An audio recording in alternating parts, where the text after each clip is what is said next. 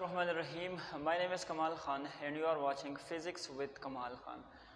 Students, first year physics class में chapter 2 vectors and equilibrium में आज का हमारा लेक्चर है लेक्चर नंबर 8, जिसमें हम डिस्कस करेंगे some important rules for vectors. तो बेटा याद रखिए, इस तरह का कोई टॉपिक आप लोगों की बुक में मौजूद नहीं है, लेकिन ये जो रूल्स मैं यहाँ पर आप लोगों को आज पढ़ाने जा रहा हूँ, ये वेक्टर्स के हवाले से वेक्टर्स को कम्प्लीटली समझने के लिए ये काफ़ी ज़्यादा इम्पोर्टेंट रूल्स हैं। तो एक एक रूल को ध्यान से सुनिएगा और इसको समझने की कोशिश कीजिएगा।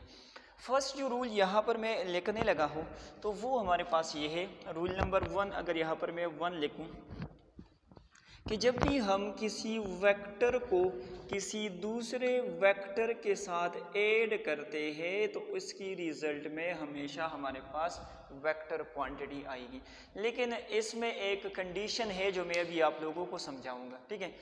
जब भी हम किसी वेक्टर को दूसरे वेक्टर के साथ ऐड करेंगे तो उसकी रिज़ल्ट में हमेशा हमारे पास जो क्वांटिटी आएगी वो हमारे पास कौन सी क्वांटिटी होगी, वो हमारे पास वेक्टर क्वांटिटी होगी। अच्छा, इसका क्या मतलब हुआ? फॉर एग्जांपल मेरे पास है 2 मीटर का डिस्प्लेसमेंट, ठीक है, और इसको मैंने ऐड किया किस चीज़ के साथ, 2 मीटर का और डिस्प्लेसमेंट है, तो इसकी रिजल्ट में लेट सपोज हमारे पास 4 मीटर का डिस्प्लेसमेंट आएगा, जो कि अगेन एक वेक्टर क्वांटिटी है। लेकिन यहाँ पर जो मैंने आप लोगों से कहा कि यहाँ पर एक कंडीशन है, तो वो कंडीशन ये है कि अगर हमने वेक्टर्स को ऐड करना हो तो उसके लिए लाजमी ये होना चाहिए कि उनके जो डायमेंशंस वो हमारे पास सेम हो, या अगर मैं आसान अल्फाज में कहूँ तो इन दोनों वेक्टर्स को जिनको हम ऐड कर रहे हैं उनका नेचर हमारे पास सेम होना चाहिए। क्या मतलब हुआ? यहाँ पर डिस्प्लेसमेंट को मैंने डिस्प्लेसमेंट के साथ ऐड किया, तो हम इस तरह से नहीं कर सकते कि एक्सेलरेशन प्लस फोर्स हम करें। एक्सेलरेशन एक अलग चीज़ है, उसका एक अलग नेचर है, और फोर्स का हमारे पास एक अलग नेचर है। तो हम जब वेक्टर्स को ऐड करेंगे तो रिजल्ट में हमें वेक्टर तो मिलेगा, लेकिन ये दोनों वेक्टर्स जिनको हम ऐड कर रहे हैं उनका नेचर हमारे पास सेम होना चाहिए। तो ये हो गया रूल नंबर 1। अच्छा, सेकंड रूल अगर मैं यहाँ पर लिखूँ स्केलर प्लस वेक्टर, क्या मैं किसी स्केलर को वेक्टर के साथ ऐड कर सकता हूँ? तो यहाँ पर मैं लिख देता हूँ इट इज़ नॉट पॉसिबल। ये हमारे पास जो है वो पॉसिबल ही नहीं है। अच्छा, क्यों पॉसिबल नहीं है? तो मैं आप लोगों को एक आसान मिसाल से समझाता हूँ। मैं आपसे कहता हूँ कि फॉर एग्जांपल मेरा जो मास है, लेट सपोज वो कोई भी 65 kg 60 kg वटेवर जो भी है, ठीक है, इस मास को आप लोगों ने ऐड करना है मेरे एक्सेलरेशन के साथ, जिस एक्सेलरेशन से लेट सपोज मैं मूव कर रहा हूँ। तो क्या ये पॉसिबल होगा? क्या मास और एक्सेलरेशन को हम आपस में ऐड कर सकते हैं? बिल्कुल नहीं कर सकते। तो याद रखिए, हम स्केलर और वेक्टर्स की एडिशन जो है वो नहीं कर सकते। तो यहाँ पर मैं अगेन लिख देता हूँ it is not possible. Clear? अच्छा, अगर थर्ड रूल की हम बात करें तो वो हमारे पास ये है कि अगर मैं किसी स्केलर क्वांटिटी को वेक्टर क्वांटिटी के साथ मल्टीप्लाई करना चाहूँ, तो कल वाले लेक्चर में हमने इसको बड़ी डिटेल के साथ समझा था। यहाँ पर मैं जस्ट ये कहूँगा कि जब भी हम स्केलर को किसी वेक्टर के साथ मल्टीप्लाई करेंगे तो रिजल्ट में जो क्वांटिटी हमें मिलेगी वो हमारे पास कौन सी क्वांटिटी होगी? वो लाजमी तौर पर हमारे पास एक वेक्टर क्वांटिटी होगी। ये बात क्लियर हो गई? किस तरह से? फॉर एग्जाम्पल मैं यहाँ पर लिख देता हूँ F is equal to ma।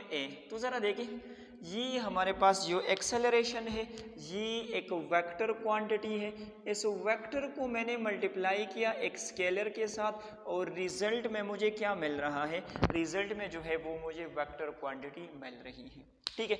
तो जब भी हम स्केलर को वेक्टर के साथ मल्टीप्लाई करेंगे तो resultant quantity will be always a vector quantity. अच्छा, fourth point, vector divided by vector is not allowed या नॉट पॉसिबल लेके, ठीक है। एक वेक्टर को हम दूसरे वेक्टर से डिवाइड नहीं कर सकते।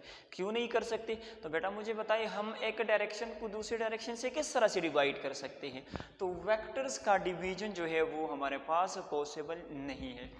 अच्छा, फिफ्थ जो रूल मैं यहाँ पर आप लोगों को समझाने लगा हूँ वो हमारे पास ये है कि अगर मैं एक वेक्टर को दूसरे वेक्टर के साथ मल्टीप्लाई करूंगा तो तब मुझे रिजल्ट क्या मिलेगा। तो बेटा याद रखिए, जब भी हम वेक्टर्स की मल्टीप्लिकेशन करते हैं तो हमारे पास दो तरह के रिजल्ट्स पॉसिबल होते हैं।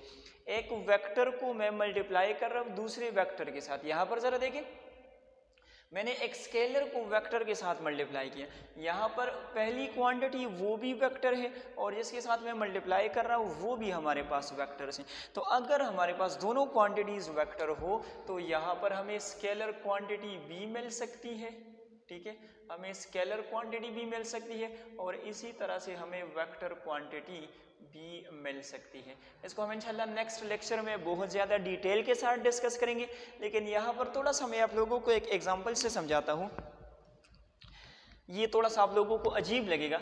जब भी हम दो वेक्टर्स को मल्टीप्लाई करते हैं तो कभी कभी हमें स्केलर क्वांटिटी मिलती है और कभी कभी हमें वेक्टर क्वांटिटी मिलती है। अभी मैंने कभी कभी का लफ्ज़ क्यों इस्तेमाल किया, इसके पीछे क्या रीज़न है, तो इंशाल्लाह जो नेक्स्ट लेक्चर है वो इन्हीं टॉपिक्स के ऊपर है। इंशाल्लाह मैं आप लोगों को डिटेल के साथ समझाऊँगा। लेकिन यहाँ पर सिर्फ इतना याद रखें कि जब भी हम वेक्टर को दूसरे वेक्टर के साथ मल्टीप्लाई करते हैं तो हमें अगर स्केलर क्वांटिटी मिलती है, तो इसका एग्जांपल मैं आप लोगों को देता चलूँ कि मेरे पास फोर्स है और मैंने इसको मल्टीप्लाई किया डिस्प्लेसमेंट के साथ, तो रिजल्ट में मुझे जो क्वांटिटी मिल रही है वो कौन सी है, वो हमारे पास वर्क डन है।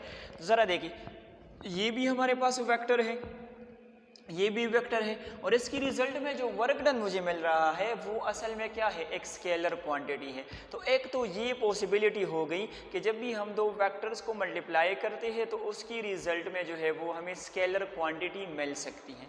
अच्छा, वेक्टर हमें कब मिल सकती है, तो अगर मैं ज़रा इस तरह से लिखूँ, vector multiply by vector is equal to a vector quantity, तो अब इसकी एग्जांपल हमारे पास क्या हो सकती है। तो मैं बड़ा आसान एग्जांपल से आप लोगों को समझाता हूँ। अगर मेरे पास फोर्स है और इसको मैं मोमेंट आर्म के साथ मल्टीप्लाई करता हूँ, ज़रा रिकॉल करें टार्क वाले टॉपिक को, उसमें हम क्या करते हैं, फोर्स और मोमेंट आर्म का प्रोडक्ट लेते हैं जो कि किस चीज़ के बराबर होता है, जो कि हमारे पास टार्क के बराबर होता है। तो ज़रा देखिए, फोर्स एक वेक्टर क्वांटिटी है, यहाँ पर ये मोमेंट आर्म एक वेक्टर क्वांटिटी है और इसकी रिजल्ट में जो मुझे टार्क मिल रहा है वो भी हमारे पास क्या है, वो भी एक वेक्टर क्वांटिटी है। तो हमें ये पता चला कि जब भी हम वेक्टर्स को मल्टीप्लाई करेंगे तो वहाँ पर हमारे पास स्केलर क्वांटिटी की भी पॉसिबिलिटी हो सकती है और वेक्टर क्वांटिटी की भी पॉसिबिलिटी हो सकती है। लेकिन ये चीज़ें मैं इंशाल्लाह नेक्स्ट लेक्चर में बहुत ज़्यादा डिटेल के साथ आप लोगों के साथ डिस्कस करूँगा। तो बेटा ये थे कुछ important rules about vectors. I hope आप लोगों ने इसको अंडरस्टैंड किया होगा। मिलते हैं इंशाल्लाह नेक्स्ट लेक्चर में, तब तक के लिए अल्लाह हाफिज़।